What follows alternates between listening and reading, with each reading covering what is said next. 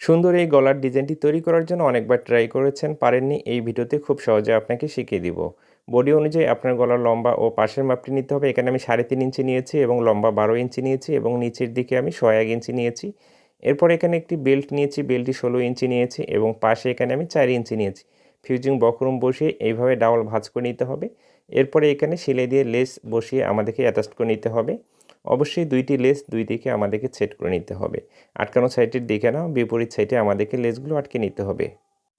এরপরে বডির পার্টটি ওপেন করে রাখতে হবে এবং এই বেল্টটি এখানে সুন্দর করে বসিয়ে সেলাই দিয়ে অ্যাটাচ করে নিতে হবে। আপনি যদি এই ভিডিওটি পরবর্তীতে আবারও দেখতে চান, অবশ্যই আপনার আইডিতে শেয়ার দিয়ে রাখবেন। যে কোনো মুহূর্তে আপনার সুবিধা অনুযায়ী আপনি দেখে নিতে পারবেন। অপর সাইডেও সেমভাবে সেলাই দিয়ে অ্যাটাচ করে নিতে হবে এবং ভিডিওটি ভালো লেগে থাকলে বন্ধুদের মাঝে শেয়ার করবেন, তারাও যেন সুন্দর ডিজাইনটি শিখতে পারে। এই কোণাটি অবশ্যই সুন্দর করে কাটিং করে নিতে হবে, না হলে কিন্তু উল্টানোর পরে কখনো ফিনিশিং আসবে না। এইভাবে 2টি সাইডের বেল্ট ভিতরের দিকে দিয়ে এই কাপড়টি আমরা ভাঁজ করে নেব, তাহলে খুব সুন্দর ফিনিশিং আসবে। এরপরে যে কাজটি করতে হবে, এখানে একটি চাপ সেলাই দিয়ে নিতে হবে। সুন্দর সুন্দর ডিজাইনের কাজ শেখার জন্য, পরবর্তী ভিডিওগুলো আমার নিয়মিত পাওয়ার জন্য অবশ্যই পেজটিকে ফলো দিয়ে রাখবেন।